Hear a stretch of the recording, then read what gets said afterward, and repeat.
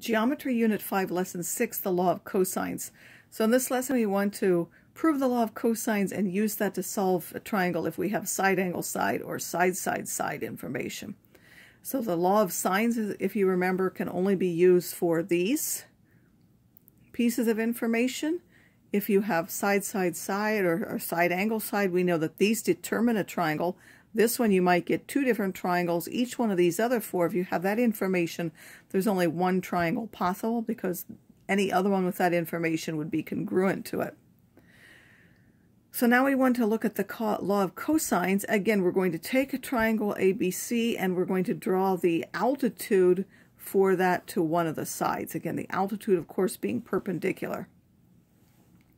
We're going to let this be x, and since this total thing is b, the other one has to be b minus x, and we're going to use them to write relationships by the Pythagorean theorem. So if we look at a triangle ABD, we have sides x, h, and c, so we have x squared plus h squared, which is equal to c squared. If we look at triangle BCD now, we have lengths of h and b minus x and a hypotenuse of a. So we have b minus x squared, sorry, that whole thing squared plus h squared is equal to c squared. Sorry, that's an a squared. And we have now, this is now b squared minus 2bx, that's a plus x squared plus h squared is equal to a squared.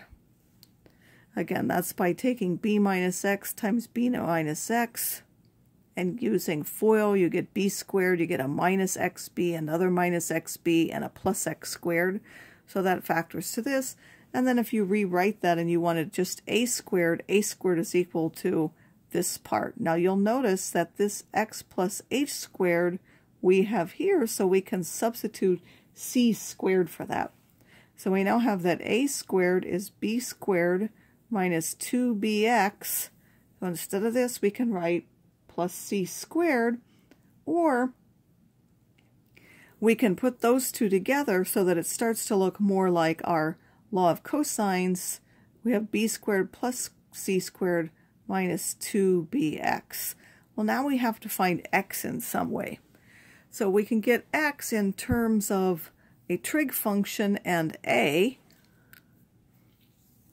Remember, we're going to know at least two of these sides in order to use the information. So the cosine of a is now x over c. X, now we would multiply both sides by c and get c times the cosine of that angle. So substituting that up here, we would get a squared is equal to b squared plus c squared minus 2bc times the cosine of a. And it might look like there are three different formulas because depending on which one you start with, you can get either one on the side. I'll just try to tell you, if you think of them in the right way, you really only need to remember one thing. You're going to square, it's almost like the Pythagorean theorem, except it's adjusted because it's not a right angle. It's always two sides squared, then minus 2 times those same two angles multiplied, and then the cosine of the angle between them. So just like it was for the area one, it was two angles on the side in between. Here it's the same. This is the angle in between those sides. And then on the opposite side, all by itself, is the one across from the angle which is there. So if you want to remember it in words, you really only need to remember one formula instead of three. So let's go ahead and use this now. We have b squared equals a squared plus c squared minus 2ac cosine of b. And the reason we would use the law of cosines is because we're given two sides and the angle in between. So we have side, angle, side information. That's what makes us use the law of cosines. So now b squared we don't know. We're going to simply substitute the two values. We have 7 squared plus 5 squared minus 2 times 5 times 7 times the cosine of 100. And I should have said that here. Make sure that you know that only this part is multiplied times the cosine. Don't treat that as if there are parentheses around here. This whole thing is not multiplied. If you want to use these would have to be taken to this side in order to get c by itself. They're not all multiplied by c. But here we're just going to calculate this. B will now be, in fact, the square root of whatever you would get here. So you can write that first if you want. You don't have to actually multiply, but this is 35 times 2 is 70. I'll just write 70, the cosine of 100. Then you could calculate that all at once, and you would find that this is about 9.3. So once you find this other side, and you want these angles, you could use the law of cosines if you wanted, but generally the law of sines is easier. So I'm going to go ahead and find the law of sines. You want to start with the largest angle first. Now this is the largest side. We've already got the largest angle, so we're okay. But if it's not given, then you should always start with that one first when you want to find the angle across from the largest side. Otherwise, you might end up with the ambiguous case, and then you'd have to be careful. Only one of them would be correct, but you would end up with possibly two answers. So we want, say, angle A, so we don't know that. The sine of A over small a now, this is our small a is 7, is equal to the sine of B, which is now the sine of 100 degrees, over small b, which we found to be 9.3. If we multiply both sides by 7, we get the sine of A is 7 over 9.3 times the sine of 100. And then to actually find that measure of that angle, the measure of angle A would be found by taking the inverse sine of both sides. We get the inverse sine of 7 over 9.3 times the sine of 100. And if we calculate that, that's about, it says round to the nearest tenth, so 47.8 degrees. This one, you could go through the same thing. There's no need to, though. You know this one is 100. You just take that and subtract the 100 that you have along with that 47.8, and then you can find that third angle, which is about 32.2 degrees. All right, let's look at this particular one. This is side, side, side. In this one, we don't have any of the angles, so to avoid the ambiguous case, again, make sure that you start with the largest angle first. So you have to start with the largest side on a side by itself in order to find this angle. So I want the largest angle should be the one across from the largest side. That's the one I want to find here. So I'm going to find the largest side on a side by itself is equal to the other two squared, and then minus those two multiplied times each other, and then times the sine of the angle which we're trying to find. Now, we have to actually take these to the other side to get the constant, because only these two are multiplied by that.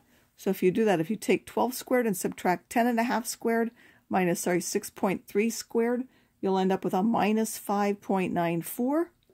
And then if you multiply these three, that's a minus 132.3 times the cosine of C.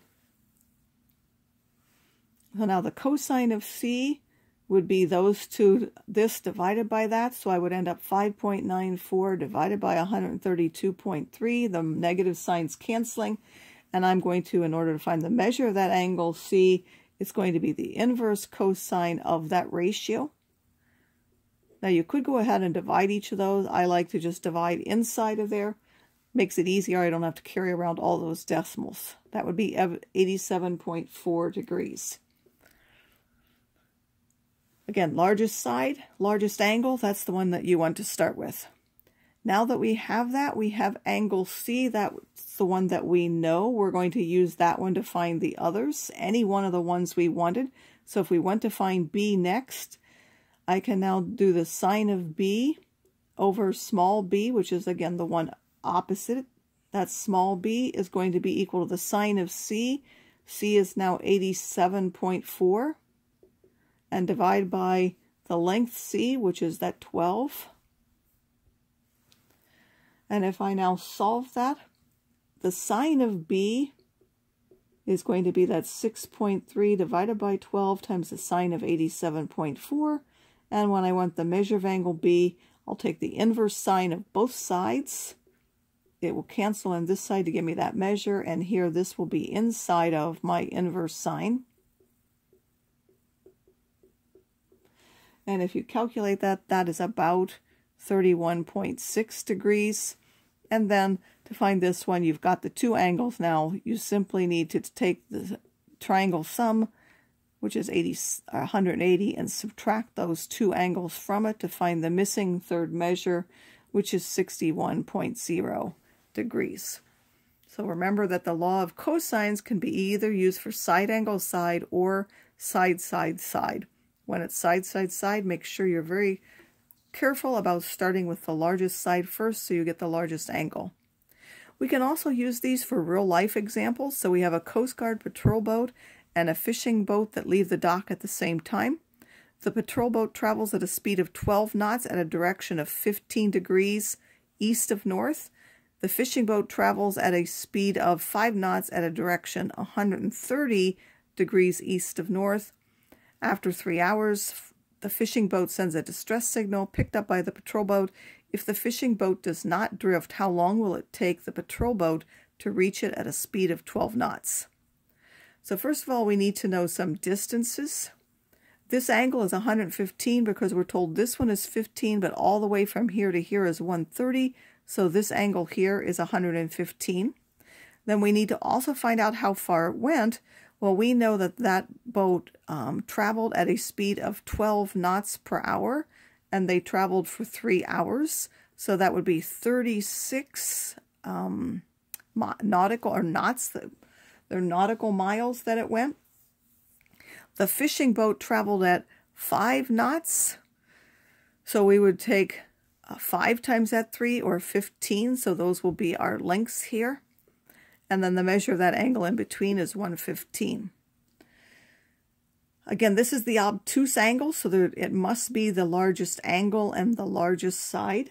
So we're going to start with that one on a side by itself again, and we would have now those distances, which are 15 squared and 36 squared. 2 times 15 times 36. By the way, again, we again have side angle side, so the law of cosines is the one that we would want to use. Cosine of d, so I didn't put what d is, which is 115. So in this particular case, we know all of these. We're just going to find d is the square root of that. So whatever this is, we would put underneath the square root, and this is about 44.5 nautical miles. So all of these are, I'll just put NM for nautical miles, or NMI. Now, how far did it go? We know that the distance RT, because they want to know about the time, it says how long will it take it to reach that. We know that this distance now, which is 44.5, is the speed of that boat, which was 12, multiplied by the time. So the time, if we take and divide both sides by 12, is about 3.7 hours. So if we want to answer this, it says the patrol boat must travel about 44.5 nautical miles to reach the fishing boat. At a speed of 12 nautical miles per hour, it will take the boat about 3.7 hours to reach the fishing boat.